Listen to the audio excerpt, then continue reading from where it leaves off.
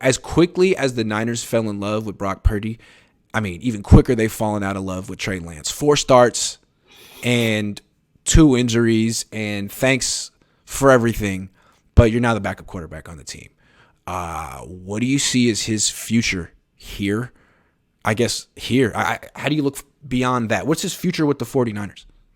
Well, honestly, I've said it multiple times. Like it does aggravate me the public messaging that given out to Trey Lance, but I have said before, and I still believe that there's a really strong argument that it benefits Trey Lance not to be the week 1 starter for the 49ers. And here's why: the 49ers traditionally struggle early off. Trey Lance lacks experience. Those two things combined, it's going to be a tough start for Trey Lance if he's the QB1. I could see it being that way, and you should expect it to be that way.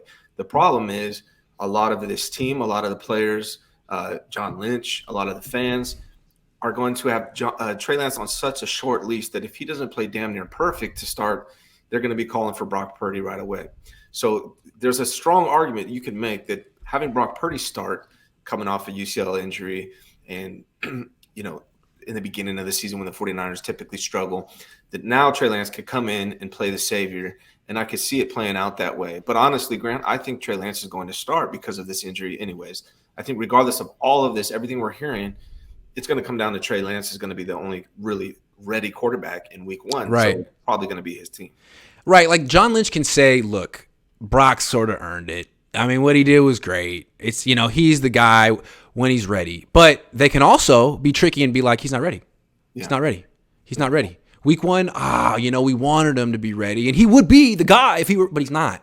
Yeah. So Trey's going to start week 1. And that's it. So like, they're not getting rid of him. And they're publicly, well, what are they supposed to say? Honestly, Brock Purdy really did go on like a heater. Like they can't take him off the field. But they can also say he's not ready. And let's say Trey starts week 1, and maybe because they have McCaffrey on the team, they don't start slow on offense. Maybe they have all their guys ready and healthy, and Trey starts hot. And what they could say is, we're going to take it real cautious with Brock Purdy because we think he's super special. Mm-hmm. So we're going to, he's not ready. Trey could force that issue if he plays well. And again, if McCaffrey's there and Kittle's there and Debo's there and Ayuk's there, how do you not play well? Like Lance would have to be a bum to struggle with all those guys around him. And I think it's important to remember that he's never played with McCaffrey. He's played 1 game with Kittle. Like he hasn't really had the full complement of players. My question though is when he's taking all the first string reps, are they not even going to install the zone read? Or are they going to install it, practice it all off season, and then scrap it when Brock Purdy comes back? Like what are they going to do there? I don't know. Well, if they really believe in Brock Purdy, they shouldn't waste their time with that. And to be honest, it's a small part of Trey Lance's game, and it's not even the strongest. So what they should do is plan the same. He needs to practice it, though. He needs to practice it, though, if he's going to do it, as we saw. Yeah, he's not that great. He does need to practice it if he's going to do it. But what I'm saying is I hope they don't do it, or at least don't do it a lot. Right? I don't think that's his strength. I continue to say that I think Trey Lance is best if he's a scrambling quarterback. If he's running the same offense Brock Purdy and Kyle Shanahan or in Jimmy Garoppolo ran. Well, maybe here's the ultimate irony. They have written him off, essentially, after 4 starts when they played him like a freaking running back. Mm-hmm. Now, he's the backup, but the starter's hurt. And the all offseason, since Trey's no longer the guy, they may not build an offense catered to him. So he might finally get a chance to prove himself as a quarterback before they ship him out of the organization. What a concept. He had to become the backup to play quarterback. I don't get that. He was the franchise quarterback, and they're like, oh, we love you so much, play running back. Now they're like, hey, we're really down on you. Now you got to play quarterback. It's like, oh, what a punishment. I hope they do. I really hope they do. The hard part for Trey Lance is I think he's going to start week 1. And yes, hopefully he'll have CMC and George Kittle and all those guys that he's never had before. But again, the expectations are going to be through the roof that if this guy struggles at all, everyone's going to be wanting Brock Purdy. George Kittle's going to want Brock Purdy. Juice Check's going to want Brock Purdy. John Lynch is going to. Half the fan base is going to. It's a tough task. Now, if he comes out and does well, it's his team. They're not going to bench him. If he plays well, they've shown that they're going to just ride with the hot hand, and that's a possibility for him as well, but it's a tough task. See, to me, what I want to see from Trey Lance if he starts week 1, I want to see a commitment to the running game from Kyle Shanahan. Like, he doesn't need to be the focal point, but they should be running the ball like the Eagles and like the Bears. They should be running all over teams. And then they should be sprinkling in. I want to see Trey Lance hit the layups. Like, you don't necessarily have to hit those intermediate throws. That's not necessarily your game. That'll be the last thing you get. But hit the layups. You can do that and take some shots. If you can supercharge the run game, hit the layups and take some shots, dude, it's going to work. That's what Jalen Hurts does. That's all he does. So you can do that too. I'd like to see him do that. It's a different style of quarterbacking than Brock Purdy, but it's very effective. Well, the funny thing is, man, under 10 yards, Trey Lance is 66.7%. He should be above that. I want him I want him better than that. But Brock Purdy's 72.4. So there you be above 70. But he's close. He's close. Get that above 70. Yeah. Where Trey Lance struggles is that intermediate range. Where he excels is the deep range. He's better than Brock Purdy deep. Then Kyle, call those for. To me, again, like the intermediate throws, it's great. It's kind of like long twos in basketball. Yeah, right. Take shots. Mid-range. Yeah. It's like, I mean, it's a tough throw, and the results, I mean, the reward isn't super great. You might as well be better off just throwing a short pass to get yak or taking a shot. Go to the rack, not nothing. Three. Yeah, don't be in between, because when you miss that intermediate throw, it's picked. The linebacker gets it, or the safety. That's a tough throw. They got to layer it, right? They got to talk about layering it. Like, okay, for what, 15 yards? Right. Okay. Good luck. Yeah. It's a tough one. Yeah. And Trey Lance has thrown, only 50%, 49% of his throws were under 10 yards, where Brock Purdy is 70% of the time. So 70% of the time, Brock Purdy's throwing those short ones, right? If Trey Lance increases that where he's throwing a lot of short ones, not so many mid-range, but then he's going deep on occasion, that's a formula for success. Let McCaffrey do the running for you, Trey. You don't got to take on the world. Just dump it off to Christian. That's what Cam Newton did. And Cam Newton was pretty much on the back half of his career when he started playing with McCaffrey. I think it's going to be interesting to see what McCaffrey and Trey Lance would look like in a zone read. And again, Lance doesn't have to keep it that much, but them in the shotgun together where the defense has to look at both guys. We've already seen how defenses respond to Trey Lance as a runner. They're freaked out by him. Not freaked out, but they're focused on him. Yeah. They're not going to let him run the ball. Okay, well, that's going to open things up for Christian McCaffrey. We saw how it opened things up for Debo. Debo was going crazy as a running back until Trey got hurt, and then he struggled finding any room to run the ball after that. Yeah, and keep in mind on those short-range throws, like you said, that's without Kittle. That's without CMC. So, I mean, he's 5 points less than Brock Purdy on those short under 10 routes, but that's without those guys. Exactly. So it seems like he could, just run the same damn offense with Trey Lance. Here's what bothers me, Grant. I feel like the 49ers are, again, settling on a system quarterback because Kyle Shanahan thinks that's what he needs, when what they really need to do is focus on the elite talent, develop them, and build around that system, like build their system around the elite quarterback instead of vice versa. Yeah. Right, but they're convincing themselves that they're like this win-now team, but you can't be a win-now team without a quarterback. So what they just want is a quarterback to come in and have success right away. Yeah. That's it. Because they're in their mind like, man, our team is so good that any decent quarterback should thrive, and if you can't thrive immediately, you're trash. It's like, okay, well, you're gonna keep ending up with these mid quarterbacks.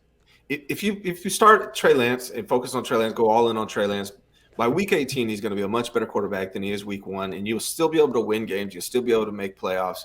I don't care if Brock Purdy can complete 4% more from under 10 yards than Trey Lance. That means nothing to me. Give Trey Lance 18 weeks, and I promise he's going to be at a higher level. Not I promise, but I feel like he's going to be at a higher level than Brock Purdy is as a quarterback.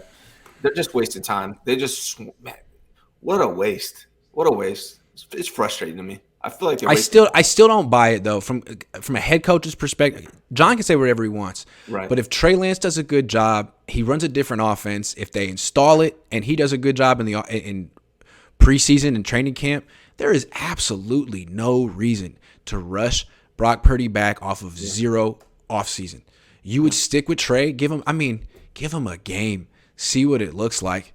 And if it's awful, you could always go to Brock Purdy. If it's good, that's good for Brock. It's good for everyone in the organization. So I'm still curious to see what happens here. I don't think that Trey Lance is like he's done. I don't think he's done for with the 49ers.